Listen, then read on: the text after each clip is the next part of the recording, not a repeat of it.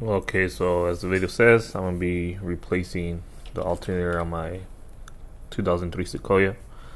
First thing you want to do is start by removing the negative wire on your battery. Just a good practice to do whenever you're working with anything in the electrical system on the vehicle. Excuse me.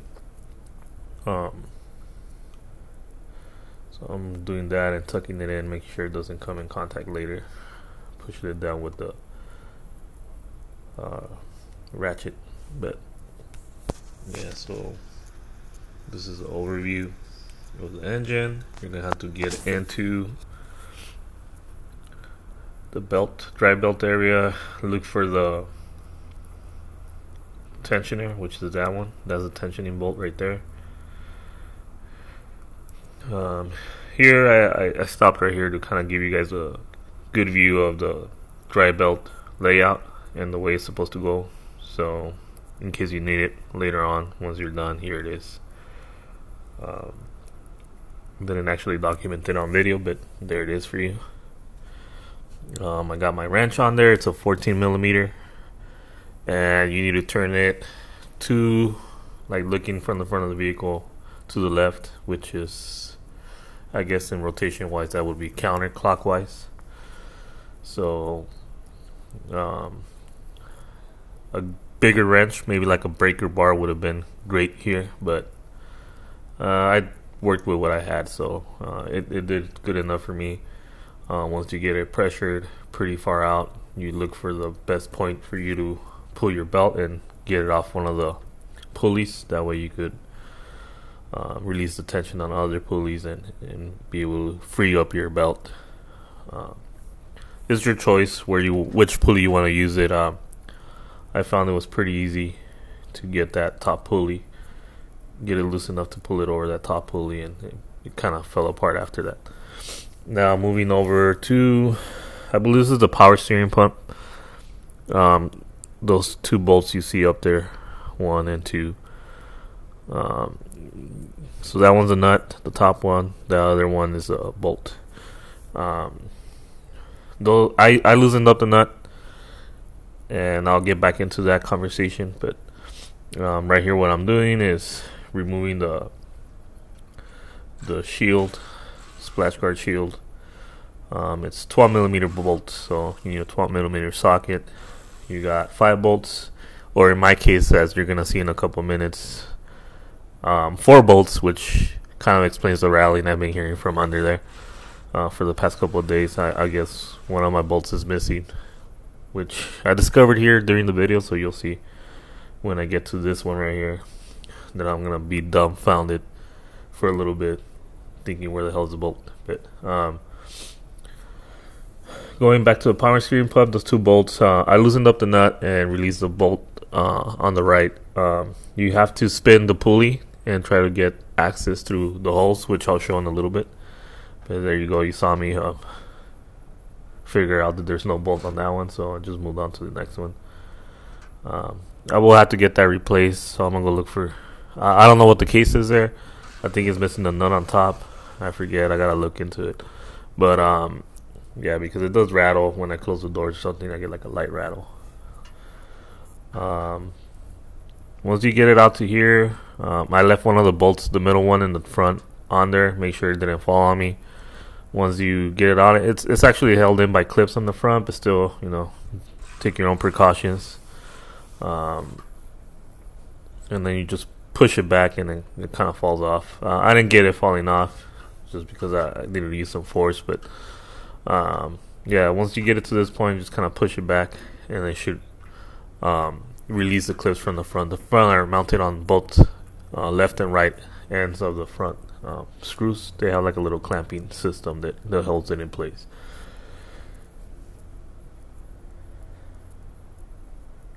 Okay, that gave us a little bit more light. Now start moving over to, I know the video orientation changed. I don't know why. I had it on my mount, so whatever. But see how I'm finding the hole on the pulley and turning it towards the bolt. So I kind of just wanted to explain that on this little clip right here. I cut away from it because I need to use both hands to get in there. and I didn't have a good place to mount the camera to kind of keep recording while I did it. And it's actually a very reduced area, so getting any footage with both hands in there is pretty difficult. So I did what I could. See, like I cut away right there, kind of already loosened up the nut. So that one I didn't remove. I left it on there. I just loosened it up, as you can tell. I did, however, remove the bolt next to it and the bolt below the pump towards the alternator, which you'll see here shortly. So there it is, the bolt I removed. So you use the same method. The radiator hose does get in the way, so you kind of have to push it back. It's kind of flexible, so it gives you a good access to it. And once you move to the bottom, you're gonna see the third bolt on the power steering pump, which needs to also be removed. And this is also a bolt. It's a little bit harder to get to, hard to see. I wasn't really able to get it on video. It's just at an awkward angle, kind of right there behind the alternator. But once you get a look at it, you get your wrench on it and start loosening it up. Now skipping back, so that was it for the bolts on the power steering pump. Once you loosen those out, you start moving on to the alternator. That's the top bolt on the alternator. Well, that's actually not a bolt, that one's a nut. So you need to loosen that nut. These are 14 millimeter. All of these, the power steering and the alternator, are 14, with the exception of the 12 nut that I'll explain a little bit. But what you're gonna notice here is where I encountered my problem. Other than this, the installation was pretty straightforward. But as you can tell here, I'm using a large amount of force to loosen these bolts, which should not be tied in above 30 pounds per square inch, or foot pounds. No, sorry, foot pounds of torque. Yeah, so it's 30 foot pounds of torque. So they should be tight, but not this tight, you know. And that's where my problem started on this area, which I'll explain and you'll see in a little bit. I'm using both hands. I mean, yeah, I'm not using the long wrench, which would have probably made this a lot easier, but 30 foot-pounds of torque shouldn't have taken this much force. I think I cut away from this portion, and I end up showing me already loosening it up. But yeah, I took a lot of elbow grease, and finally it got loose. I was able to take it out. But the issue is, whoever did the timing belt, I know the timing belt's been done on this vehicle right before I purchased it. Not right before, but like 20,000 miles before I purchased it. So, you know, whoever did it, I don't know if it was a reputable shop. Well, I mean, they did good work. I'm assuming it's just they just went extra ham on the bolts and over tightening them, in which you'll also see on this bolt. That bolt right there is a 12 millimeter. That's part of the bracket, so that one does need to come out as well. But the bottom 14 millimeters, what you're seeing right now, and that one needs to come out. Like I said, my Ryobi 18 volt ratchet should be able to break away like about 75 foot-pounds of torque, which you'll see wasn't able to break this bolt. So that means that it was way over tightened. And the worst thing is, these bolts were not the tight ones, as you're gonna see once I get to the bracket one, the 12 millimeter. That one was my big issue, which I'm hoping you guys won't have to deal with, but I'll explain to you here just in case you do end up running into a similar issue.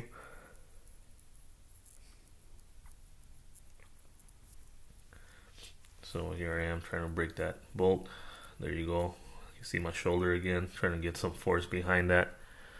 And I mean, you can say what you want. I mean, I don't consider myself a weak sauce. I am a little bit over 200 pounds. You know, I do labor and do heavy lifting all the time. So, I mean, I don't consider myself weak, but those bolts were over tightened. That's all I gotta say. We all know people that over tighten stuff when doing mechanical work, which shouldn't be done. I mean, you just need to torque it to spec.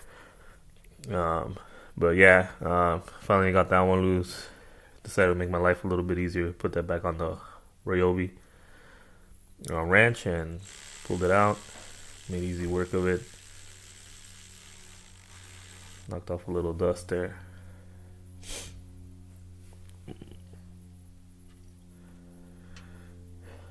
The reason why I decided to do the audio is just I'm a natural heavy breather. One of the things my lady hates about me, but I mean I can't really help it. So a lot of the video was just me heavily breathing. So I try to record the audio, control a little bit of my breathing here, so you guys don't have to hear it.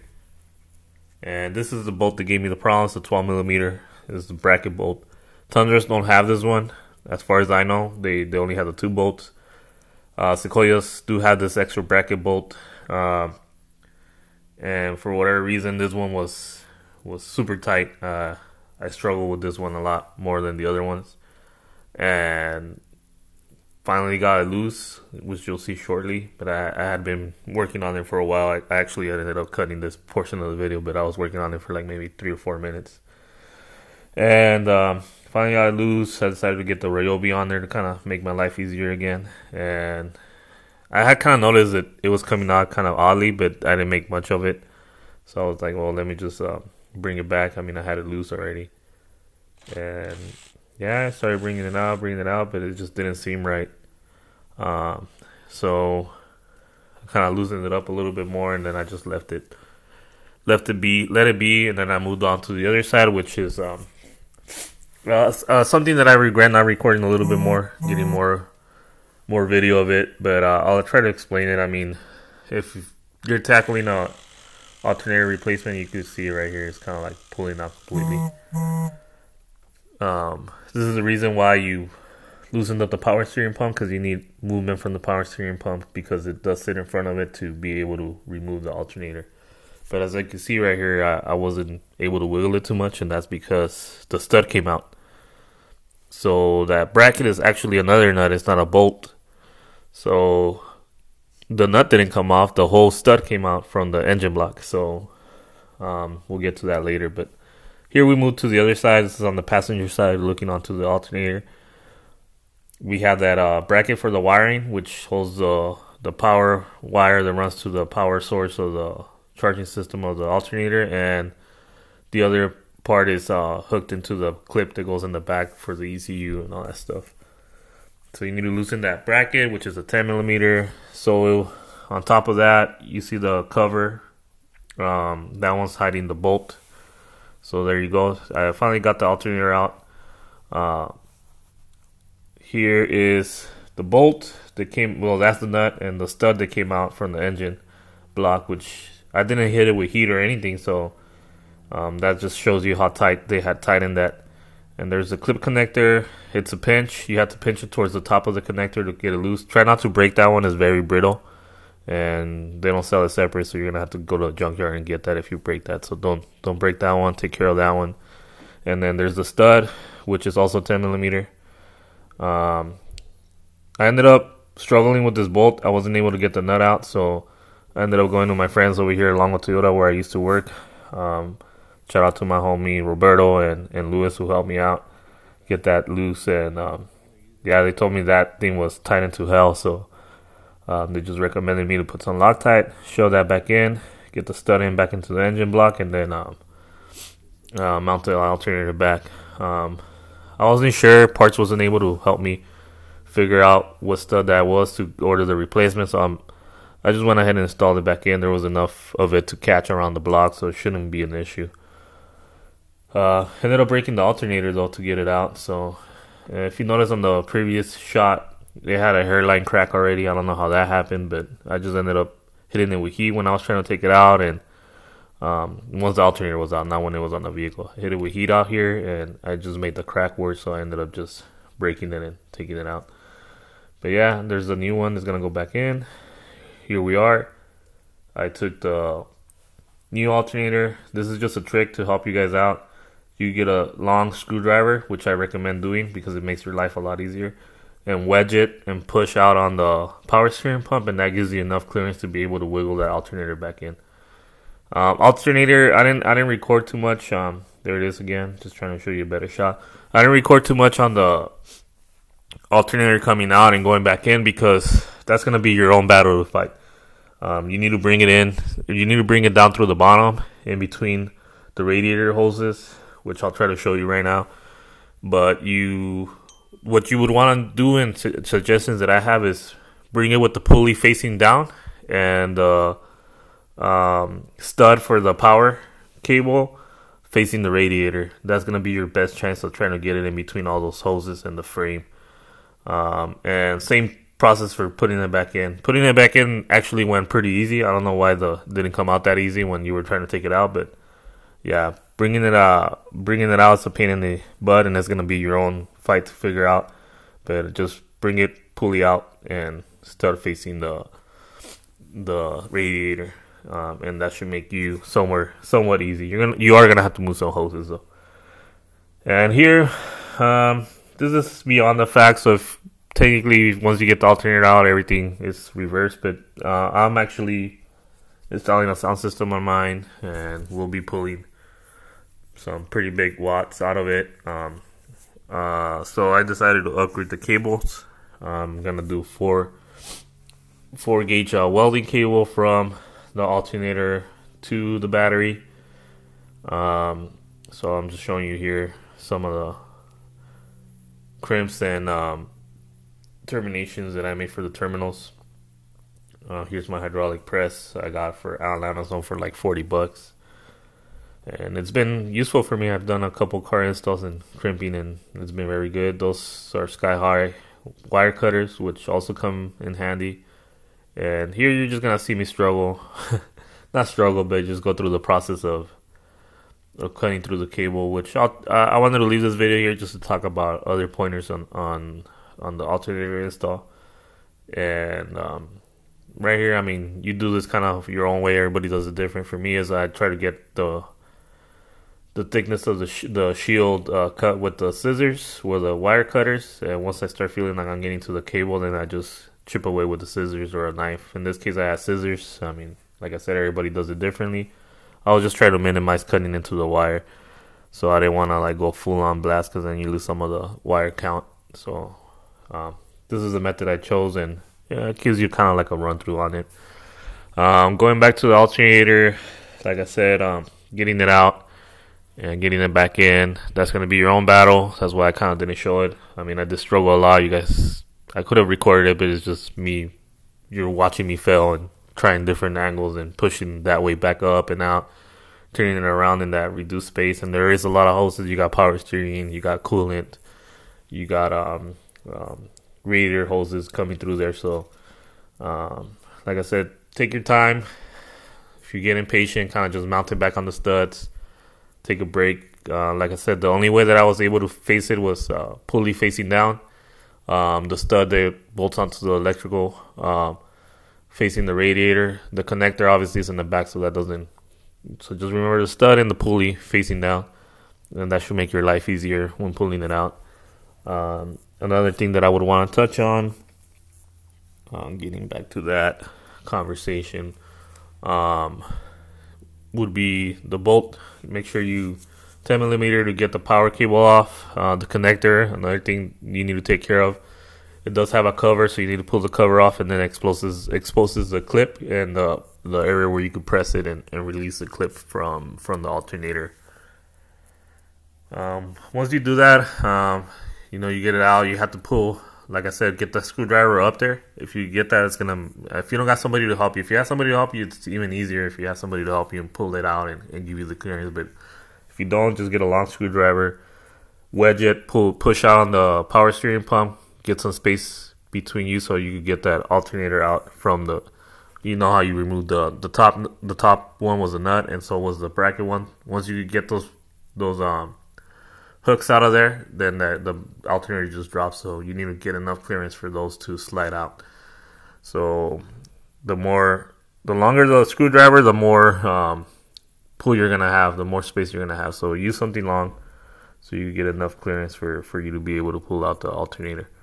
Well, here I am putting the terminal. Then I'm gonna crimp it, but I'll go back right now into the alternator, get some more shots of it back in there, and The rest, like I said, if you're already up to this point and you just wanted to know how to take an alternator, you're not gonna gain anything from this. This is just me doing overkill. I'm doing the big two. I eventually do want to do the big three, which is changing some of the frame and body silver gauge. I just ran out of time in doing it.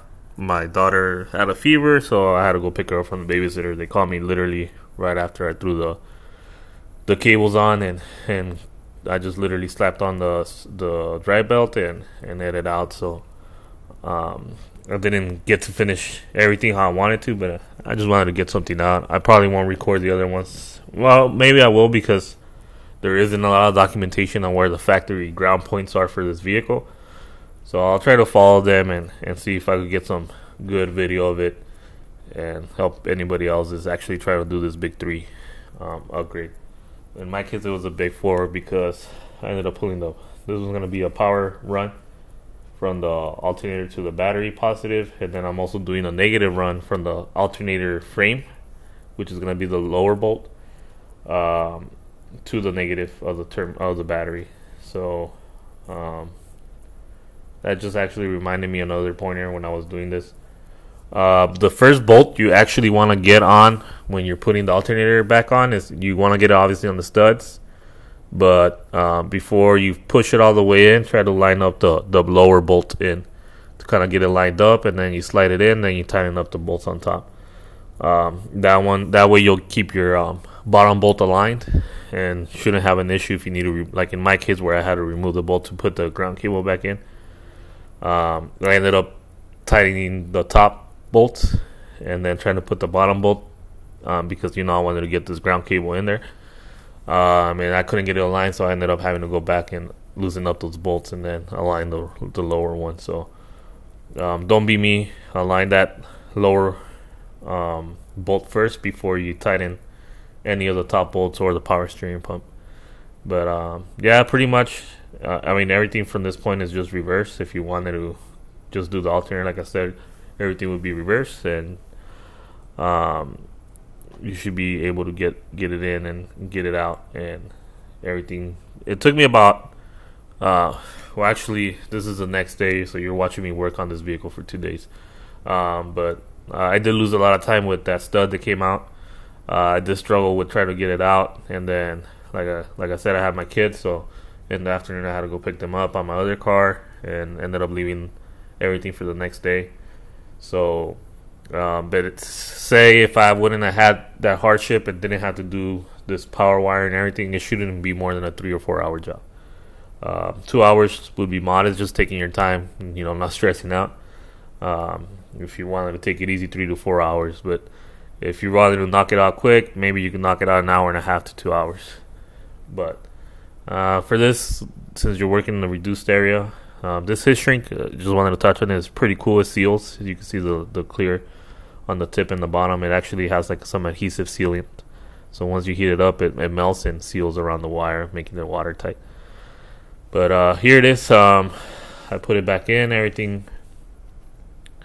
So here I wanted to pause it because I did have to make that power, factory power, that hole on it bigger because the stud on the high output alternator was a little bit thicker. It didn't fit, so just wanted to show that there. I drilled it with a drill bit, and this is where I'm talking about that bolt in the bottom that I couldn't get it aligned, so I had to loosen up the top ones. But I didn't really touch on it here on the video, but that's what I ended up having to do since I already had the 2 nuts up there. I ended up having to loosen those up to get the bottom bolt aligned. So for your experience and for your sake, just tighten that bolt first and then the top ones, the top nuts. Here's another shot again of the drive belt order, just in case you needed to see it. And yeah, this is pretty much wrapping it up. I am gonna get some heat, and I know, but I did this on purpose. Right there, I'm just showing the stud how it's a lot thicker than the factory one, so that's why I had to make the hole on the factory connector bigger. And I was gonna run the wire. I had intentions of using something else, like the custom terminal, but it's just the way a little bit of right there on the left, you can see the heat shield for the headers. just how this vehicle is designed, and you're so close to the headers, I wanted to avoid as much heat on the power cable, so I ended up just bolting it straight onto the stud, the alternator stud, and bringing it between the coolant hoses. Right here you can see the ground cable already connected at the bottom, and then I ran it through the factory location where the factory power line runs through, on top of the frame. And the reason why, and I wanted to explain that I was going to get some heat, is I decided to do the short run on the ground cable and the long run on the power cable, which is a no-no. You should usually try to keep your power run as short as possible. But that's because you have the frame. You ever think about, I'm one of those persons that ends up thinking about, worst case scenario. You end up getting into an accident and, front end collision, and you hit somebody pretty hard. First thing's gonna do is the motor's gonna probably bend towards the frame, pinching your power cable or maybe cutting it, creating an electrical hazard. So what I ended up doing was running it through, you'll see right here, through the back, through the firewall. Obviously it's a longer route, but I did this just thinking about safety. I don't want to catch my vehicle on fire if something were to happen, so it just runs through there. Obviously it comes over the hose. It could come in contact with the body anyways, but it will be fused, and everything is just, for me, it just felt safer this way. That's the reason why I decided to go this route. And I know it is the longer route, whatever. Everybody does their own thing. This is just the way I decided to do mine. I do want to add a fuse block over the fuses, the factory fuse location, but I don't want it sitting on it just in case something, because these cables are going to get hot. I don't want nothing melting. And this is a bracket that I wasn't able to use that I intended to use. But the way that it would be used, it would put the power cable pretty close to the headers, so I decided not to. Yeah, that's pretty much it. I didn't record anything after this, but I got everything connected, and yeah, just wanted to share this with you guys. Maybe it helps somebody out, and I'll record once I get to the ground points on the other ones, but for now, that's gonna be it. And there's everything. All right, have a good one.